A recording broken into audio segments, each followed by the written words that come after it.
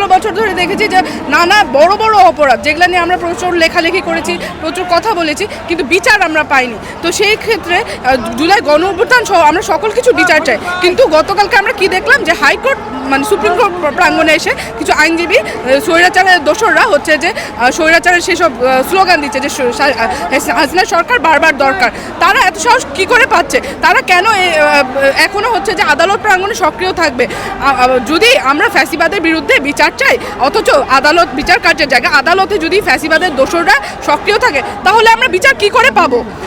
তাই আজকে আমাদের দাবি হচ্ছে যে সর্বপ্রথম এইসব দোসরদের দালালদেরকে আমরা হচ্ছে নির্মূল করতে চাই। এইসব দালাল থাকলে আমরা জীবনে কোনো বিচার পাবো না। সেটা হোক জুলাই গণ অভ্যুত্থান থেকে শুরু করে অন্যান্য বিডিআর হত্যা বলুন, সাগর রুনি হত্যা বলুন, আবরার বলুন, তনু বলুন, তারপর হচ্ছে নুসরাত বলুন, আর কল্পনা চাকমা বলুন, যত আমরা এই বড় বড় আমরা বিচার যেগুলোর জন্য আমরা আন্দোলন করেছি, আমরা কথা বলেছি, কিন্তু বিচার আমরা পাইনি। সেই সব কিছু বিচার আমরা এই নতুন বাংলাদেশে চাই। তাই এই তত্ত্বাবধায়ক সরকারকে অবশ্যই এই ব্যাপারে কোনো নমনীয়তা হওয়া তো দূরের কথা, বরং আরও কঠোর হতে হবে। কারণ আমরা এই বিচার কার্যের জন্য আমরা দেখেছি যে যখন আবু সাইদ হত্যা হয়, আবু সাইদ হত্যার পর আমরা প্রাইভেট ইউনিভার্সিটি রাস্তায় নেমে গেছি এবং শেষ পর্যন্ত আমরা রাজপথ ছাড়ি নাই। কারণ আমরা চাই যে আমাদের ভাইয়ের যাদের রক্ত ঝরেছে সেই রক্তের প্রতিদান যেন আমরা পাই, সেই রক্তের বিচার যেন হয়। আমাদের এখনও কিন্তু জুলাই গণঅভ্যুত্থানের সকল আহত আমাদের ভাই বোনরা হসপিটাল থেকে ছাড়া পায়নি, তারা এখনও কাতরাচ্ছে হাসপাতালের বিছানায়। তারা গতকালকে এই যে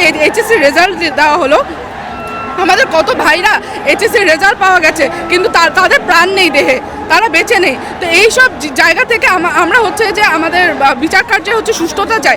আমরা যত দ্রুত সম্ভব বিচার চাই, তার জন্য হচ্ছে এই ফ্যাসিবাদের দোষরদেরকে নির্মূল করতে হবে, এটাই আমাদের দাবি। আপনি কি বলতে চাচ্ছেন যে কালকে আপনারা ওরা আইনজীবীরা আন্দোলন করেছে, এই ক্ষেত্রে আজকে দাঁড়িয়েছেন? তো জি, মানে আমাদের প্রথম কথা হচ্ছে যে ফ্যাসিবাদের দোষরদেরকে আমরা নির্মূল করতে চাই। এদেরকে আমরা কোনো গুরুত্বপূর্ণ কোনো স্থানে আমরা দেখতে চাই না।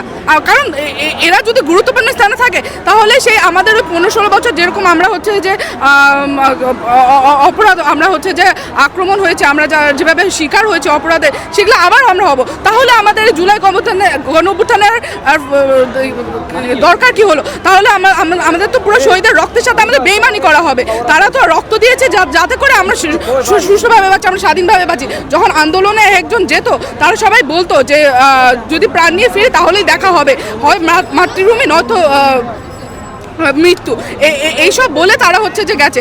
আমরা গণ অভ্যুত্থানের সময় একটা বড় স্লোগান দিয়েছিলাম যে খুনি কেন বাইরে, আমার ভাই কবরে।